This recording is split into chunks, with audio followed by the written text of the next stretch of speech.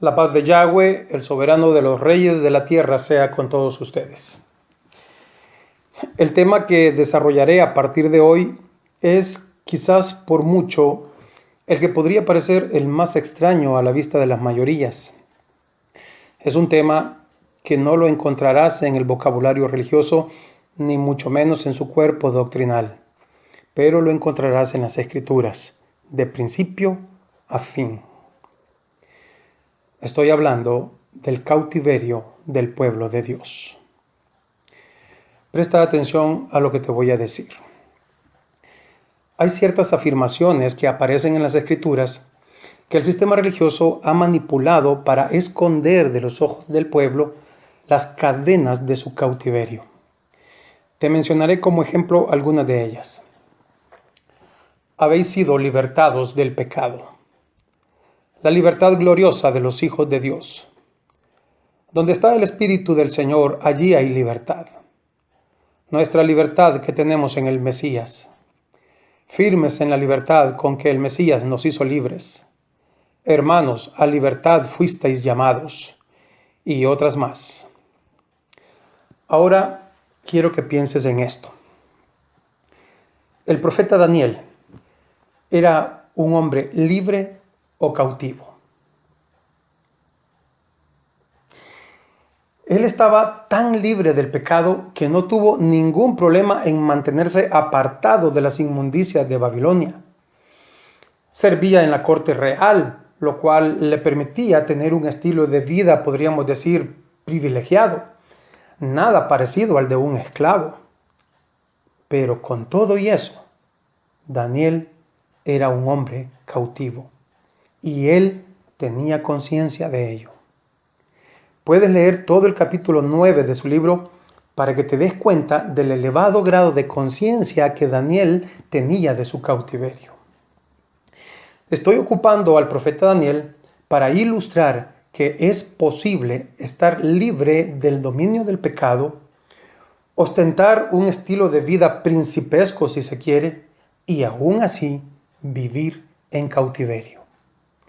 Digo esto para que expandas tu mente y prestes atención a esta enseñanza. Realmente es difícil para mí encontrar un punto de partida tratando de integrar solo los elementos necesarios para no sobrecargarnos de información y al mismo tiempo tratar de evitar a toda costa discriminar o mutilar alguno de ellos. De modo que llevaré la enseñanza despacio. La dividiré en subtemas y haré un video para cada subtema, con el fin de hacer la enseñanza lo más digerible que se pueda. Recordarás que en el video titulado Entendiendo las profecías, hice mención de este cautiverio cuando en Jeremías 16, 14 al 15 se nos dice: He aquí vienen días, dice Yahweh, en que no se dirá más, vive Yahweh que hizo subir a los hijos de Israel de tierra de Egipto, sino vive Yahweh que hizo subir a los hijos de Israel de la tierra del norte y de todas las tierras a donde los había arrojado, y los volveré a su tierra, la cual di a sus padres. Con estas palabras se nos está anticipando que para los postreros tiempos las dos casas de Israel, Judá y Efraín, serán sacadas de su cautiverio en todas las naciones del mundo y devueltas a la tierra de la promesa. Como esa restauración aún no ha ocurrido, cae por su peso que las 12 tribus de Israel continúan hasta el día de hoy cautivas en medio de las naciones. Leamos Jeremías 33. Porque he aquí que vienen días, dice Yahweh, en que haré volver a los cautivos de mi pueblo Israel y Judá, ha dicho Yahweh, y los traeré a la tierra que di a sus padres y la disfrutarán. Y el 33:7. Y haré volver los cautivos de Judá y los cautivos de Israel y los restableceré como al principio. Puedes ver en pasajes como estos cómo Yahweh mismo se refiere a su propio pueblo como los cautivos e incluye a las dos casas de Israel, Judá, los judíos, y Efraín los gentiles. El cautiverio de la casa de Efraín es diferente al de la casa de Judá, de modo que en esta enseñanza yo me concentraré en el cautiverio de Efraín, por ser esta la casa a la cual pertenecemos. Si no has visto los videos titulados La espectacular redención de los gentiles y el retorno de Efraín, te recomiendo que los veas para que comprendas mejor la enseñanza de hoy, pues mucha de la información que vierto en esos videos la utilizaré aquí, pero dando por sentado que ya la conoces. Muy bien, como ya lo enseñé en otra ocasión, el linaje gentilizado de Efraín fue buscado por los apóstoles del Mesías para anunciarles la buena nueva de su restauración anunciada por los profetas del Antiguo Testamento. Los hijos gentiles de Efraín, que estaban ordenados para salvación, escucharon la voz de su Redentor a través de los apóstoles y vueltos en arrepentimiento, se convirtieron por fe a Yahoshua, confirmando la Torá y el pacto renovado en la sangre del Mesías. Pero después de la muerte de los apóstoles y de toda esa generación, sucedió algo que la mayoría de personas desconoce. El pueblo de Dios, el linaje gentil de Efraín, convertido a Yahoshua, el Mesías, entró en cautiverio. Un cautiverio espiritual, mental y religioso, que persiste hasta nuestros días y se prolongará hasta el mismo día en que nuestro Redentor vuelva por segunda vez a la tierra. Ahora bien, si la casa de Efraín habría de ser llevada cautiva, un suceso de tan grande magnitud, ¿no tendrían que haberlo anunciado los profetas? Por supuesto que sí. Y no solo eso, sino que también, tal como lo enseñé en el video titulado Entendiendo las Profecías, este mismo suceso tuvo que haber tenido un primer cumplimiento en la generación patriarcal y otro segundo cumplimiento en la generación del Israel premesiánico, requisitos indispensables para que siquiera podamos estar hablando de un tercer y definitivo cumplimiento en la generación del Israel posmesiánico. Si el actual cautiverio de Efraín no puede probarse con la Torá, los salmos y los profetas, entonces estaríamos hablando falacias aquí. Pero si efectivamente dicho cautiverio está anunciado en las Escrituras, entonces tenemos que empezar a poner nuestras barbas en remojo, porque puede suceder que muchas cosas que hasta hoy hemos creído que son parte de nuestra libertad en el Mesías, en realidad sean cadenas del sistema religioso. Vamos en orden. Perdón. ¿Cómo se anunció el cautiverio de la casa de Efraín en la generación patriarcal?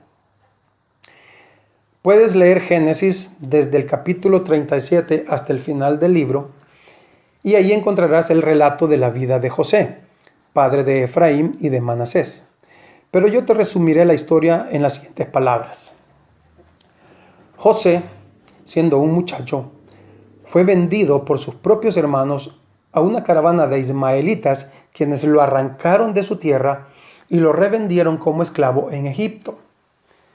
Él vivió como extranjero en la tierra de su cautiverio toda su vida, donde se casó con la hija del sacerdote egipcio que ministraba el culto al sol. Allí tuvo sus hijos, mitad hebreos y mitad egipcios. Al primero le llamó Manasés, diciendo que Yahweh le hizo olvidar la casa de su padre. Al manifestarse su linaje con la llegada de sus hermanos, Jacob descendió a Egipto para ver a José. Judá fue enviado por su padre para avisarle a José que viniera a reencontrarse con él cuando éste llegó a la tierra del cautiverio. José murió en esa tierra, sin nunca haber podido regresar a la tierra de su nacimiento. Sus huesos regresaron a la tierra de la promesa hasta que Moisés liberó a Israel de la esclavitud egipcia. Por favor, préstale mucha atención a los detalles, porque lo mismo que le ocurrió a José, le ocurrió también a su descendencia durante el período de la generación premesiánica. La casa de Israel, o casa de José, o casa de Efraín, fue vendida por sus propios líderes a los cultos idolátricos de las naciones, razón por la cual fue arrancada de su tierra por los asirios y llevada en cautividad a las ciudades de sus dominios. Estos israelitas efrateos nunca más volvieron a la tierra de la promesa. Se casaron con mujeres extranjeras y engendraron hijos extranjeros en las tierras de su cautiverio. Con el correr del tiempo olvidaron la casa de sus padres, es decir, su estirpe israelita, tal como fue profetizado por José al llamar Manasés a su primogénito. Cuando el Mesías obró la redención, envió a sus apóstoles, quienes eran de la casa de Judá, para anunciarles a los hijos gentiles de José que vinieran a reencontrarse con su Padre Celestial en las naciones de su cautiverio. Y han muerto allí, generación tras generación, sin haber podido regresar a la tierra de la promesa. Sus huesos serán resucitados hasta que el Mesías vuelva de nuevo, nos libere de nuestro cautiverio y nos lleve a la tierra que juró a nuestros padres Abraham, Isaac y Jacob. Con estos dos cumplimientos, el primero en la generación patriarcal y el segundo en la generación premesiánica, es indiscutible que hay un tercero y definitivo cumplimiento en la generación posmesiánica, es decir, en nuestra generación. El cautiverio de Efraín durante nuestra generación posmesiánica no solo está anunciado como sendos eventos en las generaciones patriarcal y premesiánica, sino que también está anunciado por medio de oráculos dados por Yahweh a través de los profetas y además a través de parábolas también. Vamos a ir considerando los pasajes bíblicos que nos hablan de estas cosas para que podamos evacuar cualquier duda con respecto a este asunto. Como ya lo enseñé anteriormente, el profeta Oseas fue el encargado de comunicarle a la casa de Efraín la sentencia que Yahweh dictó en su contra cuando traspasaron el pacto y la Torá y no quisieron volverse en arrepentimiento. Y Asiria fue el encargado de ejecutarla, arrancándolos de la tierra de la promesa y llevándolos cautivos a tierras extranjeras. De modo que es preciso revisar uno de los oráculos más destacados que Yahweh dictó a través de Oseas. Capítulo 6, versículos 1 al 3. Venid y volvamos a Yahweh, porque Él arrebató y nos curará, hirió y nos vendará. Nos dará vida después de 2 días. En el tercer día nos resucitará y viviremos delante de Él. Y conoceremos, y proseguiremos en conocer a Yahweh. Como el alba está dispuesta a su salida, y vendrá a nosotros como la lluvia tardía y temprana a la tierra. En estas palabras hay un contenido profundo sobre el cautiverio y la restauración de la casa de Efraín. Trataremos de desempacarlo poco a poco para que se nos aclare el asunto. La frase nos dará vida después de 2 días, en el tercer día nos resucitará y viviremos delante de Él, tiene 2 interpretaciones. 1.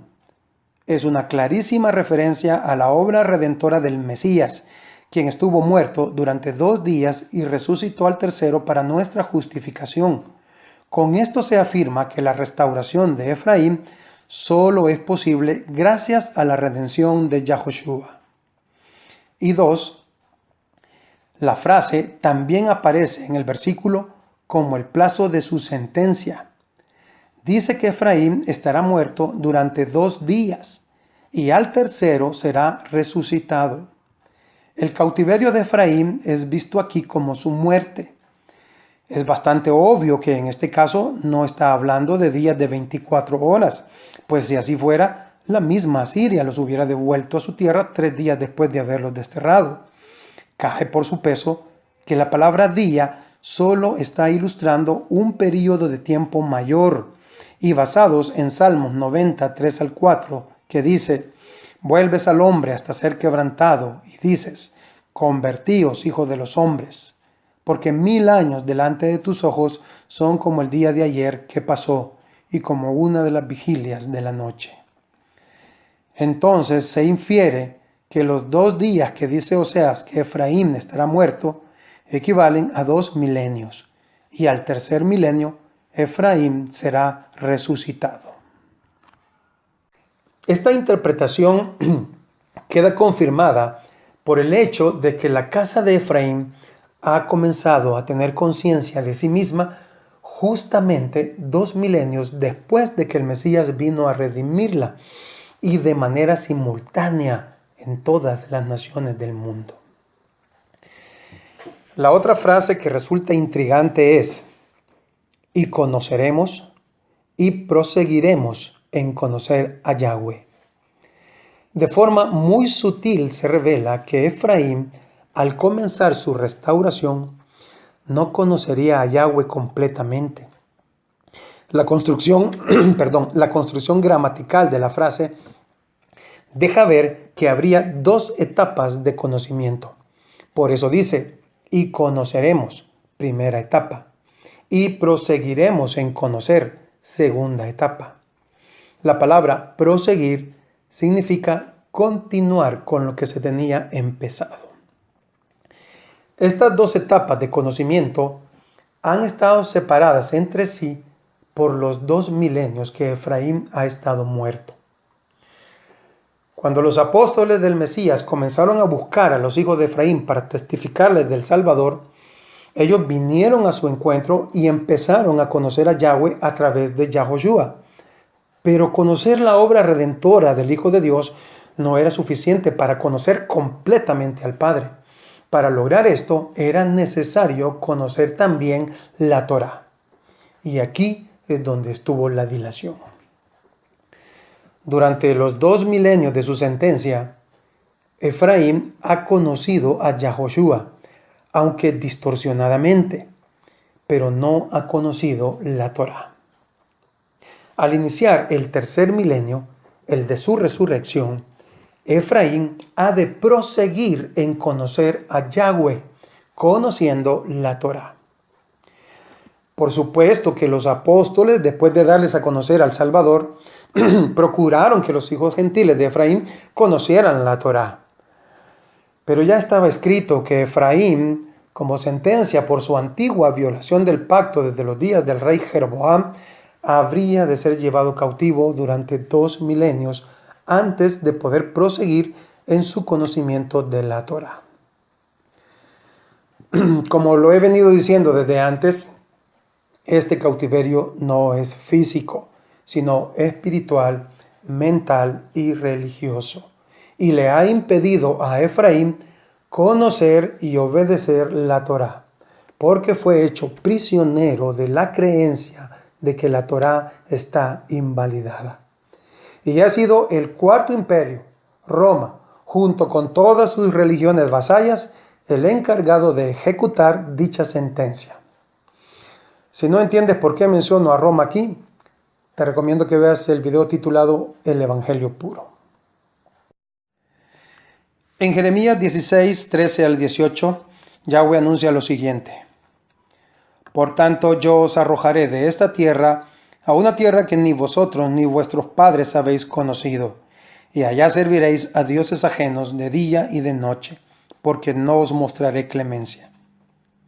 No obstante, he aquí vienen días, dice Yahweh, en que no se dirá más: vive Yahweh que hizo subir a los hijos de Israel de tierra de Egipto, sino: vive Yahweh que hizo subir a los hijos de Israel de la tierra del norte y de todas las tierras a donde los había arrojado, y los volveré a su tierra, la cual di a sus padres. He aquí que yo envío muchos pescadores, dice Yahweh, y los pescarán. Y después enviaré muchos cazadores, y los cazarán por todo monte y por todo collado y por las cavernas de los peñascos, porque mis ojos están sobre todos sus caminos, los cuales no se me ocultaron, ni su maldad se esconde de la presencia de mis ojos.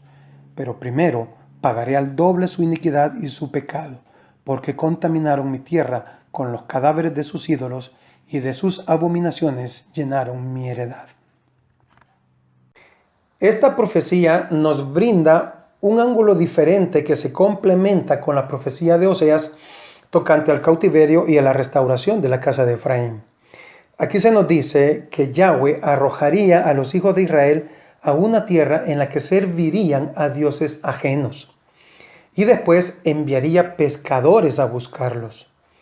Estos son los apóstoles del Mesías, a quienes él mismo les dijo: venid en pos de mí, y os haré pescadores de hombres. Estos serían los encargados de llevar las buenas nuevas de restauración en Yahoshua a todos los hijos de Israel. Pero después de los pescadores, dice la profecía, enviaría cazadores. Estos cazadores vendrían a cumplir el designio divino de hacer pagar al doble la iniquidad y el pecado de los hijos de Israel, por cuanto contaminaron la tierra con los cadáveres de sus ídolos, y de sus abominaciones llenaron la heredad de Yahweh. A pesar de haber sido pescados para Yahoshua, los hijos de Efraín después fueron entregados en manos de cazadores durante 2 milenios para cumplir la sentencia dictada en Oseas. El término cazadores no aparece aquí por casualidad, y necesitamos entender por qué la Escritura lo usa en esta profecía para poder comprender la naturaleza de esta cacería.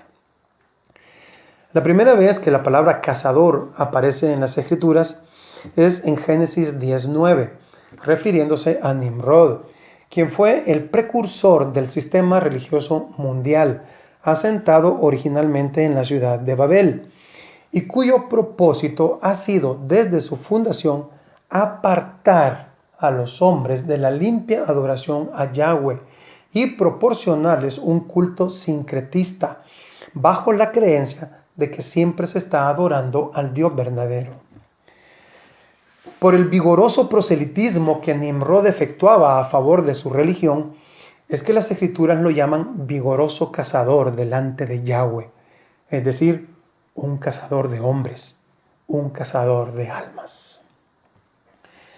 Con este antecedente ya se nos hace más fácil comprender a qué se refiere la profecía de Jeremías al decir que saldrían muchos cazadores a cazar a los hijos de Israel. Se nos está diciendo que después de conocer a Yahoshua gracias a la labor de los pescadores, los hijos de Efraín serían cazados y apartados de la limpia adoración a Yahweh, y se les haría prisioneros de un culto sincretista en el que ellos seguirían pensando que están honrando al Dios verdadero, y esto habría de durar 2 milenios, ya que ese es el plazo de la sentencia que Efraín tenía que cumplir. Yahoshua no solo confirmó la profecía de Jeremías, sino que además reveló otros detalles impresionantes. Leamos Lucas 21, 20 al 24. Pero cuando viereis a Jerusalén rodeada de ejércitos, sabed entonces que su destrucción ha llegado. Entonces los que estén en Judea huyan a los montes, y los que en medio de ella váyanse, y los que estén en los campos no entren en ella, porque estos son días de retribución, para que se cumplan todas las cosas que están escritas. Mas ay de las que estén encintas y de las que críen en aquellos días, porque habrá gran calamidad en la tierra e ira sobre este pueblo, y caerán a filo de espada, y serán llevados cautivos a todas las naciones, y Jerusalén será hollada por los gentiles hasta que los tiempos de los gentiles se cumplan. La destrucción de Jerusalén de la que habló el Mesías ocurrió en el año 70 del calendario católico romano. Y dijo él que estos serían días de retribución para que se cumplan todas las cosas que están escritas, como la de Jeremías, por ejemplo, que escribió: pagaré al doble su iniquidad y su pecado. Luego hace un lamento por las que estarían embarazadas o criando en esos días. Estas son referencias simbólicas a Raquel, la madre de la casa de Efraín, que en esos días estaba dando a luz y criando a los hijos de Efraín, que estaban volviendo al pacto a través de Yahoshua. Pero aún así sería alcanzada ella y sus hijos por la ira que se derramaría sobre el pueblo. Muchos discípulos caerían a espada, y el resto sería llevado cautivo a todas las naciones, y Jerusalén quedaría en poder de los reinos gentiles.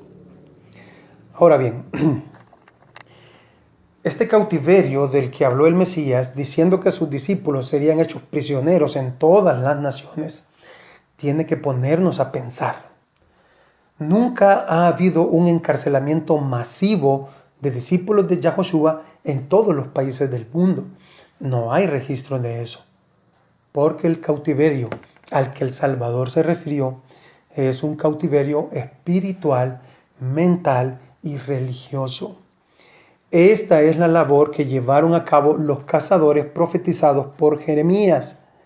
Los discípulos, hijos de Efraín, han sido hechos cautivos en todas las naciones por un culto extraño que ellos siguen pensando que es un culto que honra al Dios verdadero, pero que en realidad honra a los dioses ajenos de los que habló el profeta Jeremías.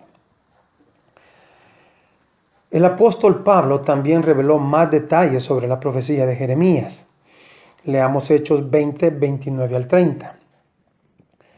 Porque yo sé que después de mi partida entrarán en medio de vosotros lobos rapaces, que no perdonarán al rebaño. Y de vosotros mismos se levantarán hombres que hablen cosas perversas para arrastrar tras sí a los discípulos.